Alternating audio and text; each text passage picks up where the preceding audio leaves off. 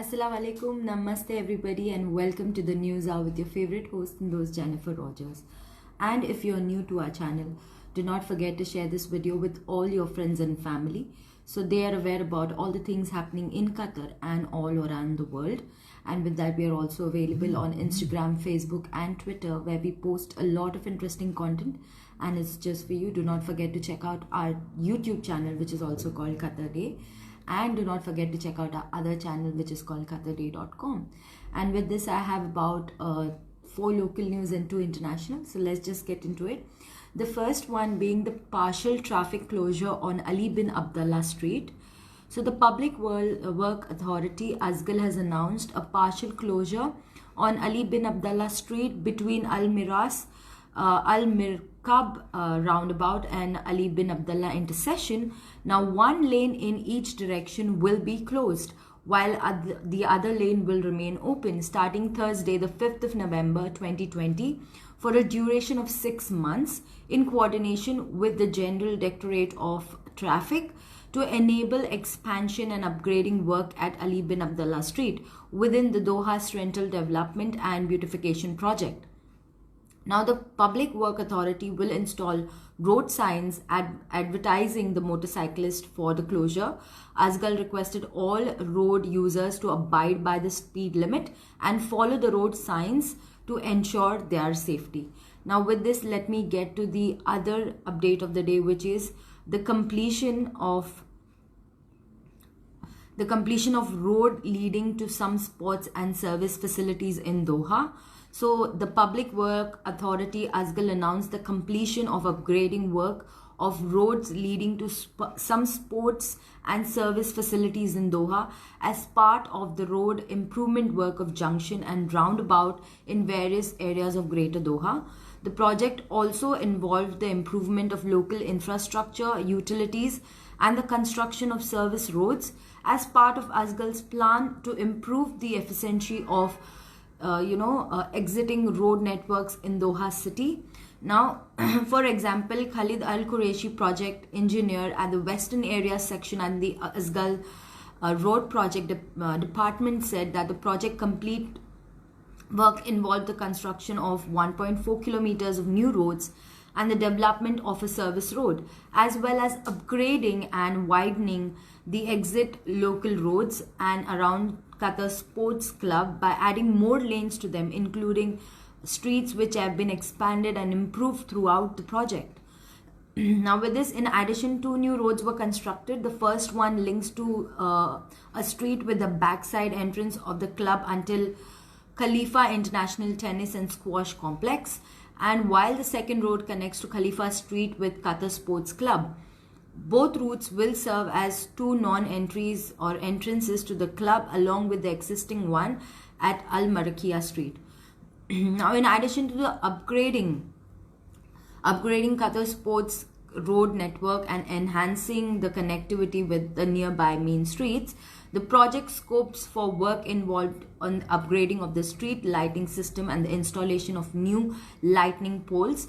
Local infrastructure utilities were also rehabilitated and developed by constructing a 1 kilometer long surface of water drainage network and providing more protection for the existing power lines.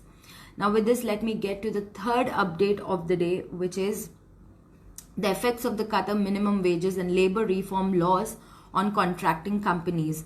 So employers in Qatar, due to the new minimum wages guaranteed labor law, will have the option of attracting the best available local talent, while employing will be free to change jobs without an NOC and demand salaries suitable to their abilities and experiences. Right, so the new labor law number 17 of 2020 on the non-discriminatory minimum wages and removing the non-objection certificate, which was published in Qatar's official gazette on the 9th of September 2020, will come into effect in March 2021. So the initial publication of the law followed and announced about the reforms issued by the Ministry of Administrative Development, Labour and Social Affairs on August 30th, 2020, as the reform was expected to take charge or take effect in October 2020. However, this was amended by the way of a ministerial decision number 25 of 2020 issued on the 20th of September this year. Above mentioned new law removes the requirement of a non-Qatari citizen to obtain a non-objection certificate or an NOC for their employer to offer them a liberty to change jobs and transfer to a new employer without any undue restrictions. Now, earlier, the NOC has been an integral part of Qatar's sponsorship laws applicable for foreign workers, officers, and change of jobs of employees without prior permission for their current employer would nearly be impossible, right? So probably the most significant impact of these new reforms will be felt by the construction industry, who are tasked by building and maintaining the massive ongoing infrastructure in the country, and it emphasizes on continuing to be advanced nation with the capability of sustainability, development, and striving to provide a high standard of living for both citizens and residents alike. Now, therefore, local constructing companies will probably be the most affected ones with this minimum wages and labor reform laws for a number of relevant reasons. Firstly, contracting companies will now compulsorily have to amend or update their contracts for all their employees to ensure that the workers do not earn less than the minimum wages guaranteed to them under the new law. Furthermore, there will be a greater competition among contractors as employees will be able to hire the best talent available in the local market.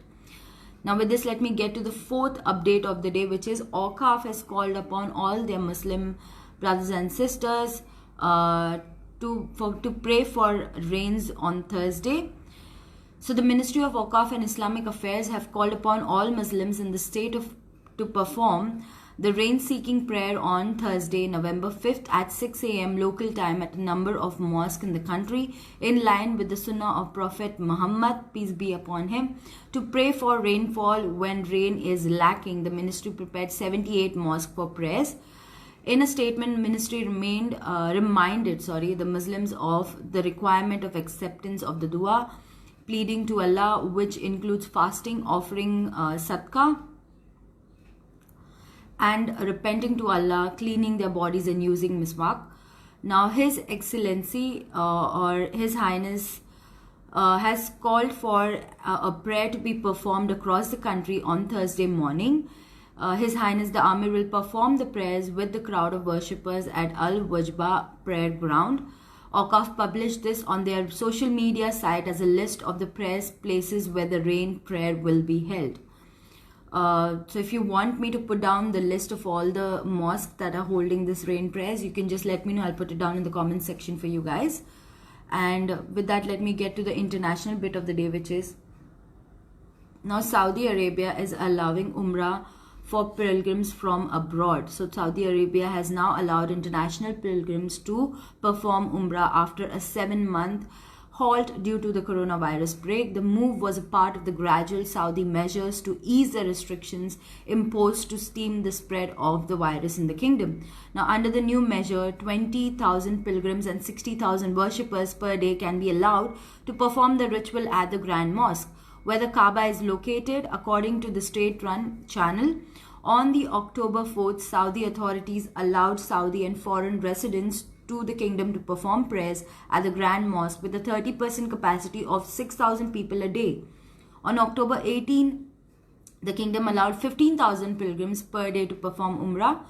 And due to the pandemic, the Hajj pilgrim this year was limited to those living in Saudi only, and the pilgrims from abroad were not accepted. However, now that's changed. They are accepting.